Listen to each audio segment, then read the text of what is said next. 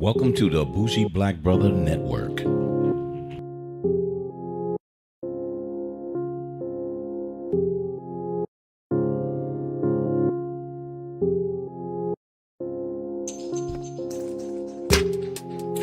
Good afternoon and welcome to Urban Lifestyle Cafe. I'm Michael, your Bougie Black Brother, and I'm here with my co-host Alicia. Hello.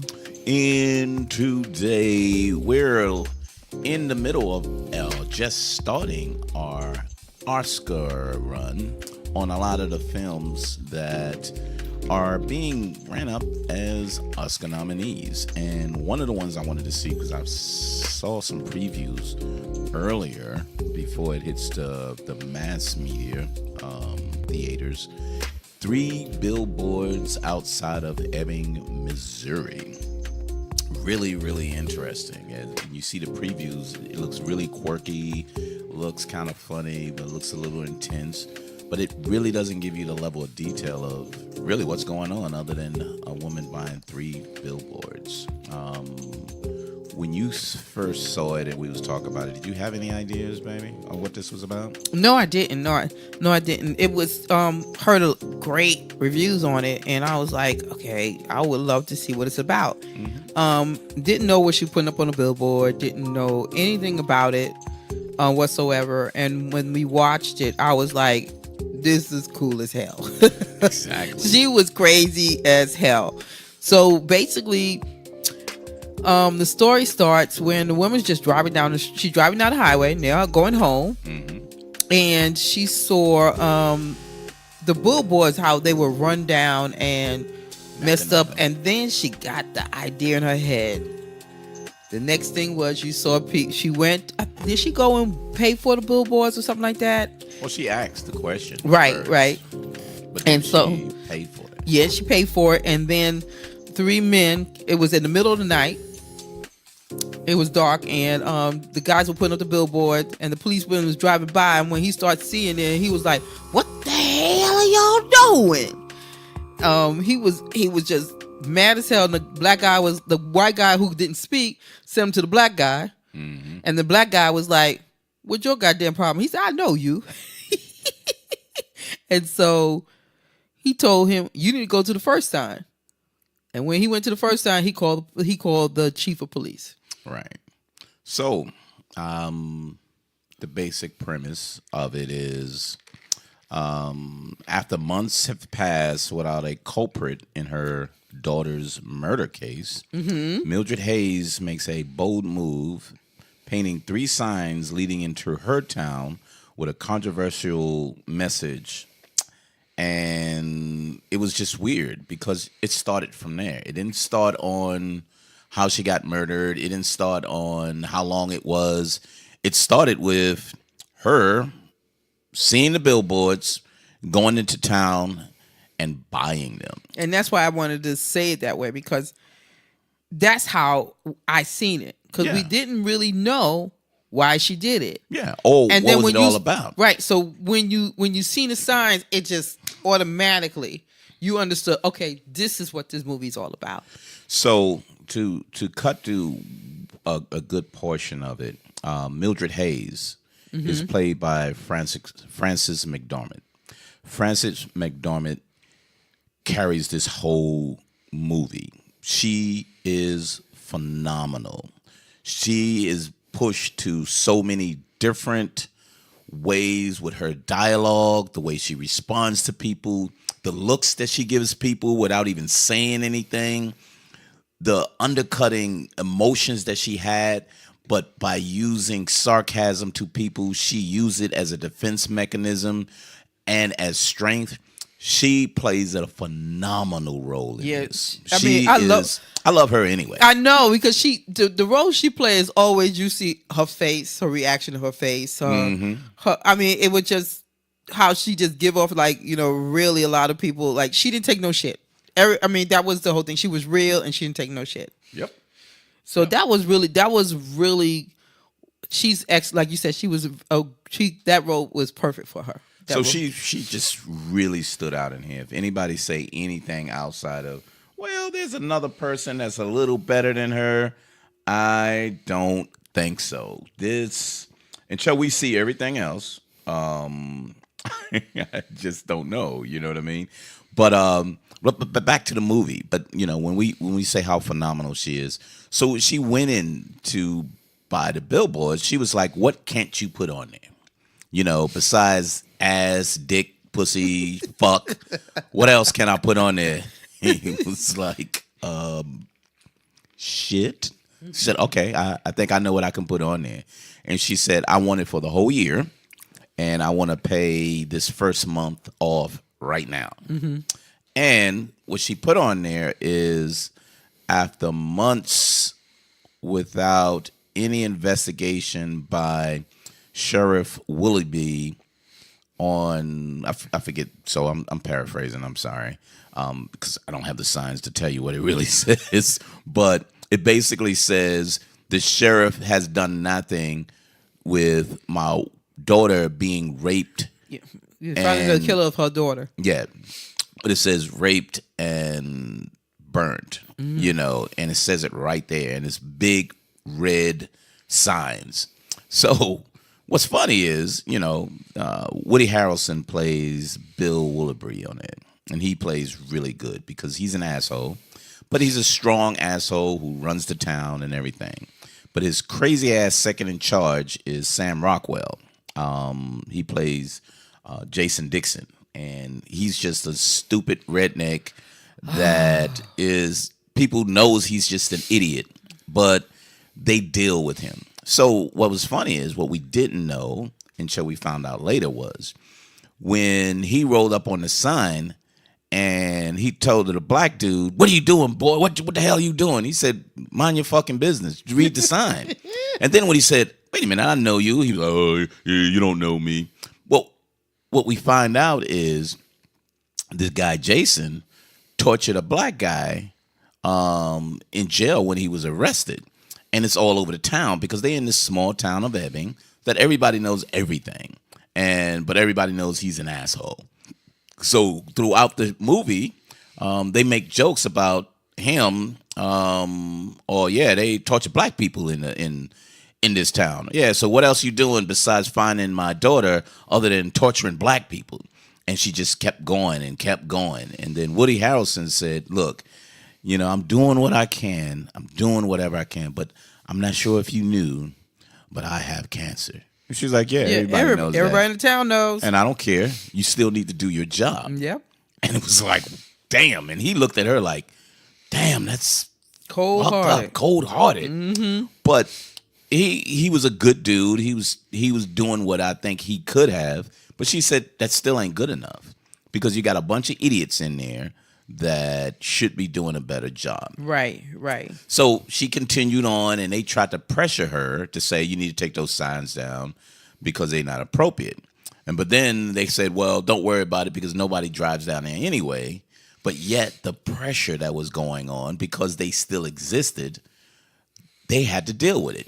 And it was weird because the interaction within this small town, there were people who went against and said, "Well, the sheriff, we're really on his side, and you need to do something about it." So remember that the one part that this movie is amazing. The dialogue on here was really great too. So there's a priest that comes to the home, and he said, people told me that they agreed with the sheriff and everything. She said, "So you took a poll?"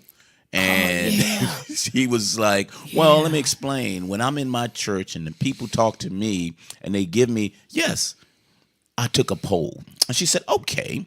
She said, "So, churches and police officers, it's like a gang. And when you're part of a gang, whether you commit a crime with them or do something, you still part of the gang." I mean, what she called it? And she said, she said it another way. I'm still paraphrasing. Right.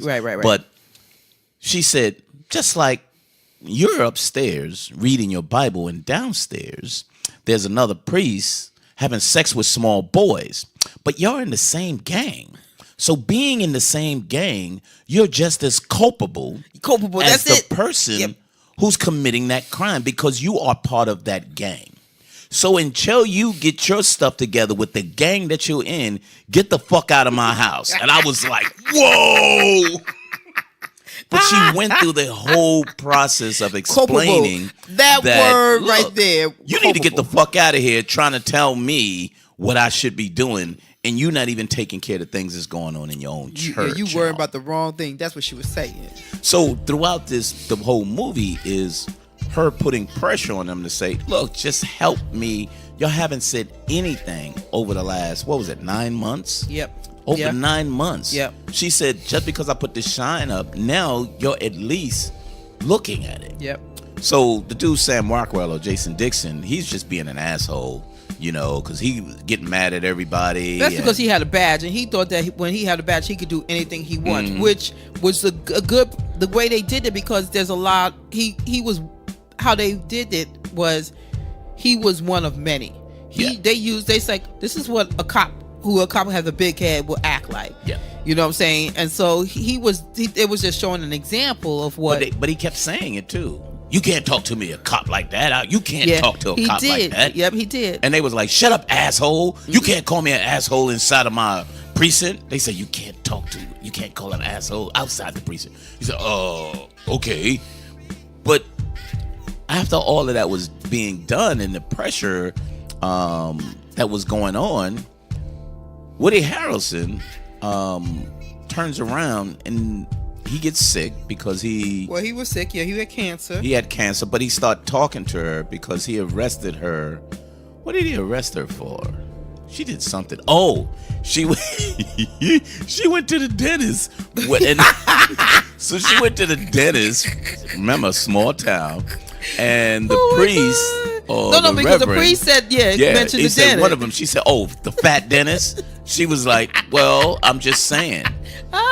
So she went to the dentist to check, to get her teeth checked and all. Yeah, she's like, "Are you gonna give me some epidural?" No, not epidural. Novocaine. Novocaine, yeah. Because Novocaine. he was like, it has to come out. Yes. She was like, aren't you gonna check it? Yeah, it needs to come out.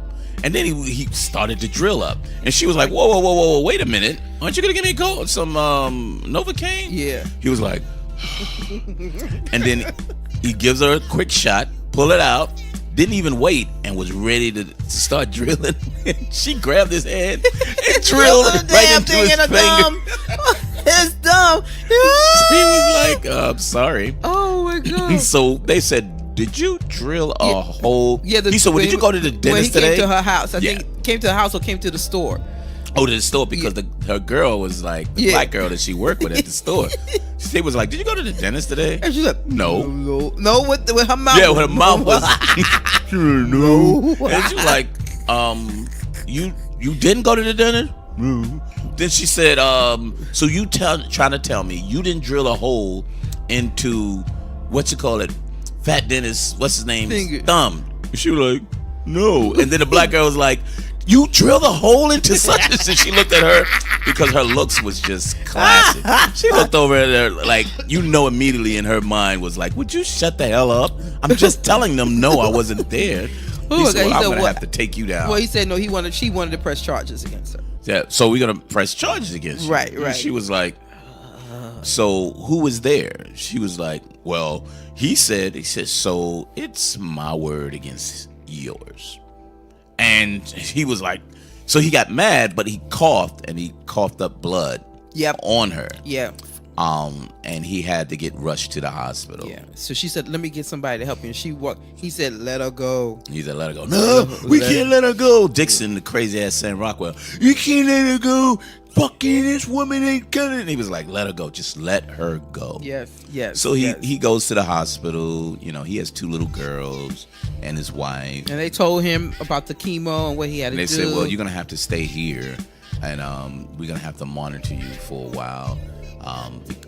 Basically saying things are really getting worse. But he left. She got his coat, and they went to the lake, and they was fishing. And, they had a really good time. And he sat down with his wife. Remember, right after that, right before that, he sat down with his wife. He spent time with his kids before he took them to the lake. Did he? Yes. Okay, I missed that part. Go ahead. Yeah. And so when he did that, you saw the relationship with him and his daughters. Okay. Yeah. And that was what that was showing that. And then I think before there was something after that they did. That something else happened. But anyway, go ahead, continue about what happened at the lake. So they went to the lake and he told them, don't y'all leave this circle, just sit on this blanket. God damn it. And he was cussing at the kids, but they were laughing because that's how their daddy was. And, they had a good time, and, he spent his time with his wife, and they was drinking and made love on the lake, and then they went home. And she got drunk, and she was laid out on the couch, and he was putting the kids to bed, and she was drunk, and he just laid her down and said, hey, look, you need to clean the damn horses. And she was like, I gotta clean them damn horses. He was like, look, I'll go take care of it. So, the impression was, he was going to take it easy because he knows he has cancer. Things are getting bad. He needs to spend time with his family. So he goes out, brushes all the horses, open up the gate, and puts a bag over his head. And with a sign on it. With a sign in the front of it, and kills himself. Mm-hmm.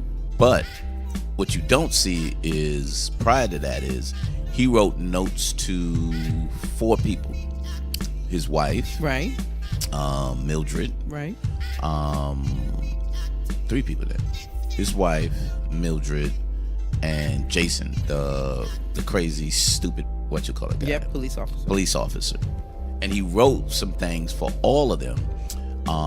In between that, somebody paid for the next month for the signs being up. No, because you forgot about when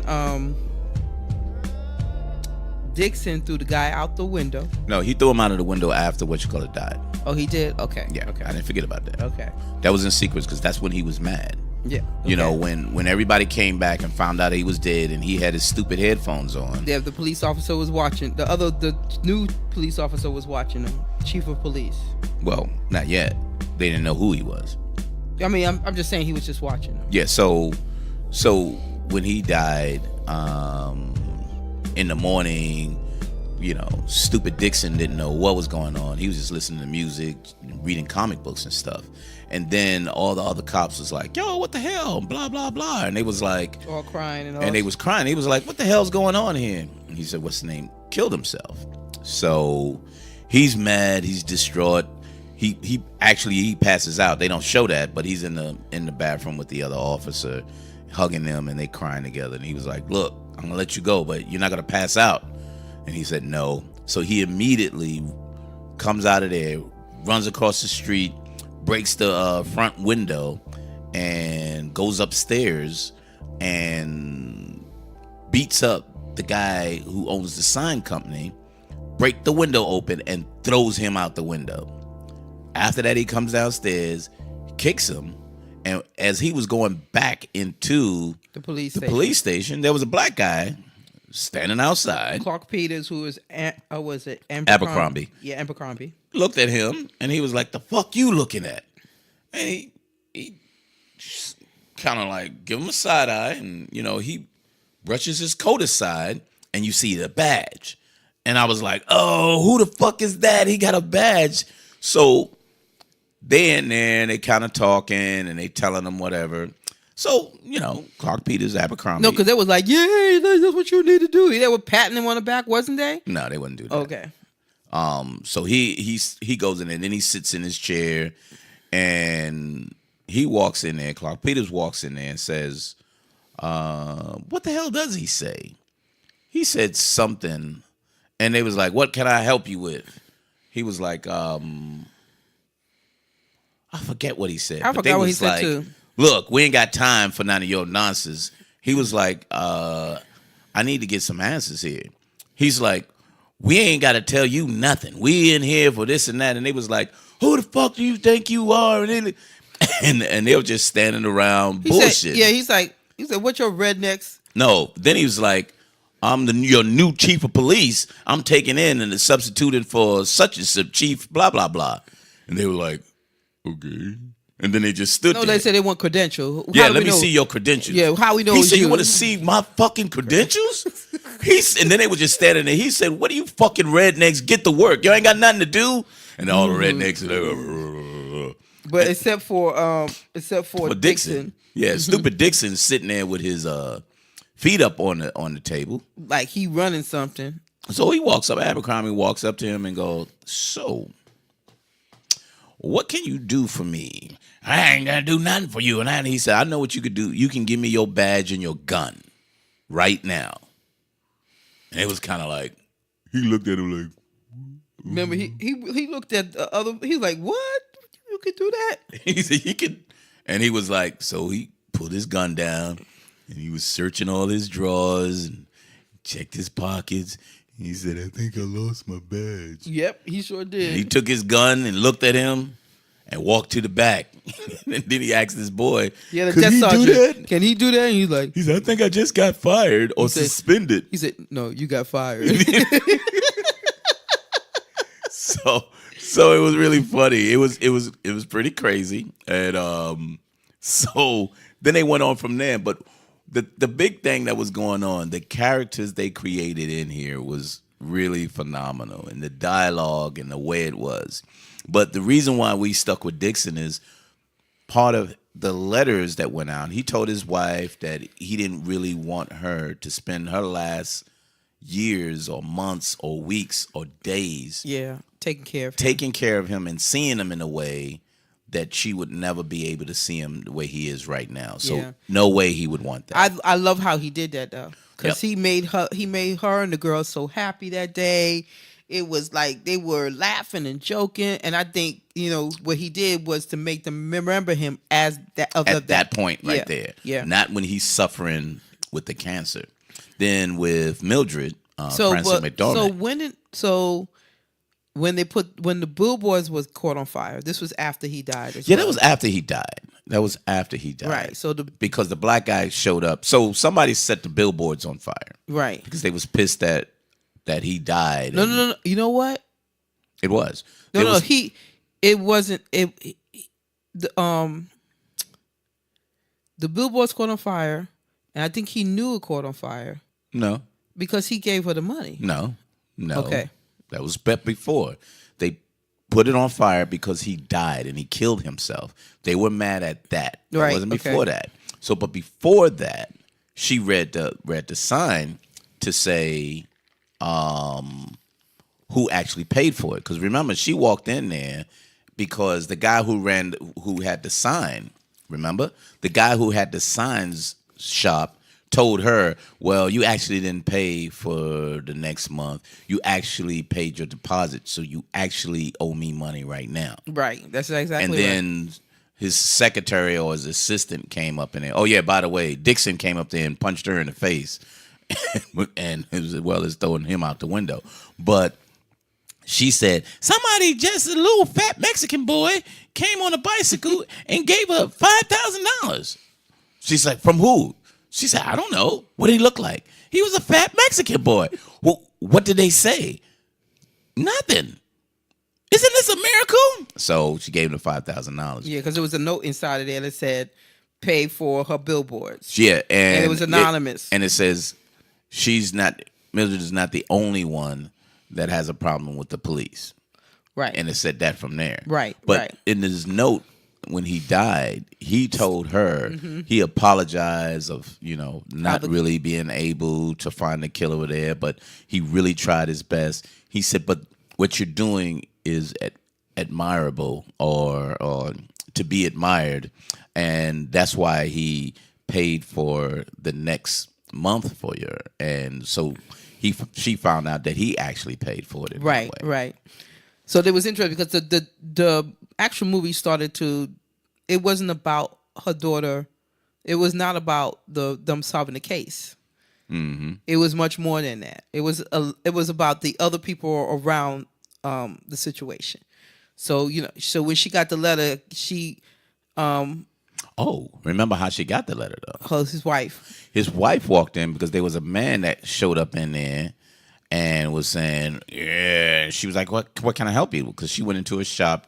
She had like little novelties and everything in there. And this asshole guy coming in, he's like, I don't know. Who am I? You know, I could be a friend to the sheriff. I could be a friend to your daughter. Or I can be someone who fucked your daughter. I don't know. You don't know. She said, well, you need to pay for this rabbit. And he was like, I'm not going to pay for anything. And he walked up on her, but somebody came in the door and you hear the door. And he was like, I'll pay for that on my way back in town the next time. But then his wife come in and she didn't know that was his wife. She was like, ooh, I'm so glad to see you. And she was like, well, I got this for you. And she said, what's this? This is from my husband. And then she didn't realize, damn, that's what you call his husband. And I forgot what she said to her, but she said, I got to go. I don't know what to do with 2 children, and my husband killed himself last night. I don't know what I'm supposed to be doing for the day. Yeah, because they blamed her for him committing suicide. But I think that he would have done it anyway. Because that's his pride. That was him being a police officer. Yep. And him being that, you know, the macho man said, I'm the man in charge. I'm not going to go out being weak or blah, blah, blah. But, so, you know, when she got the letter, then when did she bombed through the bomb for the fire the police station? So after she got the letter and somebody burnt down the sign. I thought she did it before she got the letter. What do you mean? Burn the police station. No. No, I don't think so. But in between that, because there was so much going on in here. Yeah, because the thing is that Dixon didn't get the letter because the police station wasn't on fire when he got that letter. So he was reading the letter when it was set on fire. That's right. Because remember, he had his headphones on and That's right. everything. So she was mad. So she went after her friend got thrown through the window. She was pissed off. So that's the reason why she went up there and said, I'm going to burn this police station down. But she didn't realize Dixon was in there because his friend, the other cop, called him and said, hey, you need to come and pick up this letter. He said, but I don't want you to come after hours since you got the key and leave the key while you're there. So he came in and he was reading, and then he threw. So he's in there reading while she's over next door throwing Molotov cocktails. Didn't she call the police station? Well, she tried to, but he couldn't. He didn't answer because he had his headphones on again, like an idiot that he is. And he throws. She's throwing like firebombs, and the whole place is burning up, and he doesn't realize that the fucking place is burning up because he has his headphones on and he's reading the letter. Well, part of the letters, because I think this is important too, each of these letters was really important to the movie. The letter to him said, you know, even though you're an idiot, if you stop being so angry, you can be a really good detective. Yeah, you can really be a good police officer. But if you don't get rid of this anger, you'll never know how good you will be, or you won't understand what you need to do. Again, don't quote me, God damn it. But basically, he was telling him, you're better than what you are. And he was kind of like, wow. So when she threw the last bomb into there, it knocked him to the floor. And he realized it was a fire. It was a fire. He was like, and oh shit, he realized there's he a couldn't fire. get the hell out. And he's like, I got to get out some kind of way because there was no back door. But before he did that, he looked at on his desk, the file for, Mildred's daughter. And so he grabbed that, and then he jumped out the front door, and, he was still on fire, and they call him the town midget. But it was Peter Dinklage from Game of Thrones. Oh boy! So he was there earlier when they was at the pool hall playing pool, and so he's in love with Mildred, and he was like, yeah, well, whatever you need. And she looking at him with her funny looks, like, the fuck out of here. But so he turns the corner, and sees Dixon on fire. So he takes his jacket off and, Yep. and put him out. And, you know, Mildred's standing there like, oh, shit, I didn't expect anybody to be there. And she's just standing there. And then when the ambulance and the other cops show up, they was like, so tell me what happened. And then the black police officer, Clark Peters at Abercrombie, says, so what did y'all see? So James, who's Peter Dinklage, says, well, we turned the corner and we saw the fire and he was on the ground. He said, both of you? Yes. Yeah, both of us. She was with me. Yes, she was with me at my home. Yeah. And she's standing there looking like, I'm not going to say shit, but I'm not going to deny it either. Yeah, so I was with him. Yes, I was. And then he was like, look, we ain't all bad. All of us don't, you know, all of us does try to help. So he said, well, you kind of owe me, so will you go to dinner with me? And she was like, yeah, I'll go to to dinner with you. Yeah, whatever. So, but yeah, I was like, so it went on from there, and he winds up in the hospital, all bandaged from the burn, head to feet. And next to him, there's a guy you don't really recognize him. You know, he got a broke arm, broke leg. Remember, and Dixon was covering the bandages all over his face and everything. Yeah, so nobody knew who he was. Yeah, and then when the guy came closer to him, you see Dixon like, oh, he started getting scared. And then I was like, oh my God, that's the guy he fucking threw out the window. Yes, and he was being nice to him. He was being nice. He was like, no, don't be afraid. It's okay. It's okay. Would you like some juice? And then he just broke down and said, no. He started to break down. He was crying. He was like, no, don't cry. It's okay. And then he started saying, I'm sorry. He said, what are you sorry for? I didn't mean to throw you out the window. And then the guy looked at him and was like, oh, shit. And he backed away and slowly went back to his bed. But then he poured juice into a glass, put a straw in there. Yep. And brought it back to him anyway. Yep. And I was like, wow. Mm-hmm. Wow. After everything that he did to him, he saw that this guy, he was still suffering. You know, he was suffering. So he's kind of like, what can I say? That was fucked up. But I'm not going to be fucked up like him. And I was like, wow. That was a strong moment there, too. Yeah, I think that changed him as well. Yeah. So after that, you know, I'm going to go back to Mildred's letter, because Woody Harrelson, or Chief Willoughby, said to her in the letter, he said, cases like these are just hard to solve. He said, you might, or if you're lucky, you'll run into somebody sitting in the bar and talking to a friend, and someone overhears a person bragging or telling a story that they told to someone else. And you pick up some clues and you get lucky. Yep. That's right. You just never know what'll happen. So that's exactly what happened when Dixon he got out of the hospital. Yeah, he was at the bar. He was at the bar, and then he sat at a chair, a booth. And on the other side of the booth was the asshole that came into Mildred's shop that was kind of threatening her. Yeah. And he said some things about him raping some girl, and she was like, yeah, she was fire like gasoline. You know, it was kind of hard or whatever, blah, blah, blah. And so you see him freeze up, and then he walks outside and he gets the license plate and he smokes a cigarette real quick, and you see him like just thinking through it, like, what the fuck? What should I do? What I do? And then he came back in, and the two guys that was sitting there was like, yo, was this dude always sitting there? And he was like, I don't know. So he kept looking back at him. And then, so Dixon gets up, and the guy was like, what the hell you looking at? He jumps in the seat next to the other guy. So he jumps in the seat, yep. And then what'd he do? He then attacks him and scratches his face to get DNA. Nah, he says, you want to see a magic trick? Okay. And then the guy was like, okay.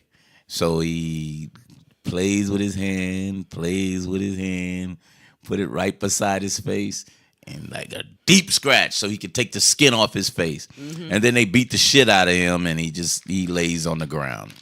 So as they beat the shit out of him and he lays on the ground, the black people that was at the bar jumped up and said, hey, y'all need to leave him alone. This guy's a police officer. Yeah, exactly. He said, I don't give a damn. He attacked me. And then he just run out. So he goes and get home. Go home. His mom is like, oh my God. We didn't tell him about his mom, though. Because he's a mama's boy. Yeah, from the beginning to the end. They was like, did your mama tell you about that? Like, my mama, don't talk about my mama. And I was like, oh, this dude's crazy.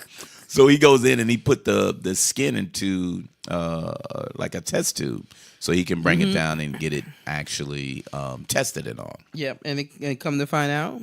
So he tells Mildred, hey, look, I overheard what went on. Yeah. Blah, blah, blah. But I think this is something that may get you some answers. I don't want to get your hopes up, but I'm telling you, this is what I did. And she was just kind of looking at him. But, as he walked away, she was like, Dixon, thank you. But come to find out, Abercrombie was like, look, you did a good job. You did a good job. But this isn't the person. It did not match. He's like, it has to be him. He's like, this guy was overseas. Yep. Where? I can't tell you that. It's top secret. So where? Okay, I'll give you a hint. Sand.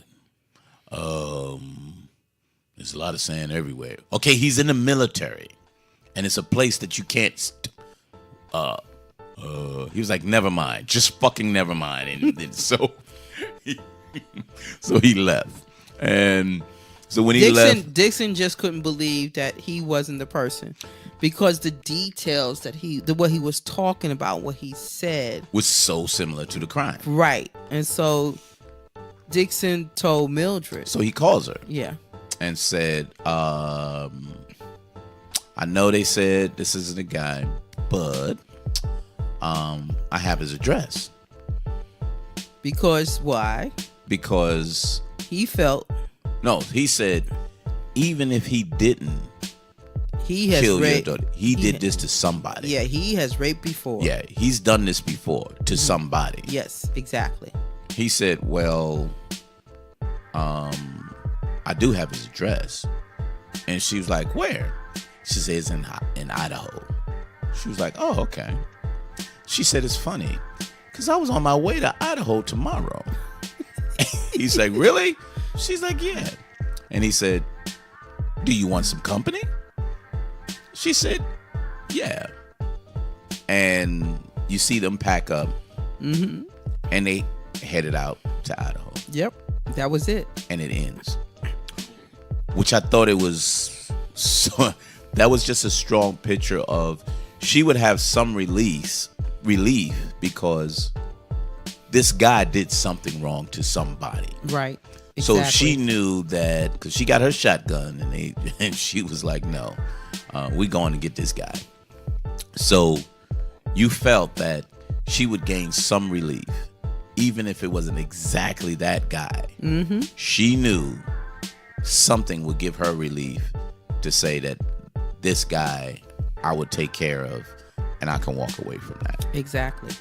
But and Dixon, you see in his heart, he knew he needed to get rid of the anger and do something good. And without saying it, the movie went through the transitions with all of these people in that way. Because Francis kind of gave up, even though, when they burnt the sign down, the black guy came up to her home and said, so I just wanted to let you know, every time we put up a sign, just in case there's any tears or whatever, we always have a backup. Yep, he sure did. So, and I liked, and it was the two black characters was really good in there. Yeah, but they really didn't. It was like they was there and they were cool. Yeah, they was just part of the town. Mm-hmm. They wasn't like those are the black people, but it was the black people because they kept saying, "Yeah, you're torturing black people." Then she was like, "So how's the nigger torture business? Hey, you don't call people niggers, you call them Negro torture." She was looking at him like, you fucking what? Yep. Well, she was saying, and then the sheriff came in, and that's when they arrested her for drilling a hole in the fucking dentist. Right. But he was in there first. He's like, I'm gonna be right outside. You can't keep talking to me this way. And she's just looking at him like, get the fuck out of here. So, but really, such a really good movie. I see why they rated it. What was it? A 93. Rotten Tomatoes. Ebert had it as a 4.4, and IMDb had it an 8.4. Yeah. So great acting, kind of quirky, funny at the beginning, and then as it moved through, they started developing the emotional portions of the characters, and then it got into the strength and misery and the hurt that went on from that. So what's your score? I really liked it. It didn't have an ending for me, but I really, really liked it. I'm gonna give it another strong 9, just like my The Shape of Water. I really think these are very competitive movies. I can see either one of them again. I like the. I'm a real big advocate of directing and great acting, and it was some great acting by Frances McDormand. Yeah, because she was amazing. I gave it a 9.5. Wow. Because I really, really enjoyed this movie. I didn't get drowsy. It was fun. It kept me. I was like, this woman is crazy as hell. Mm-hmm. And I loved that's what I loved about it, because she was real.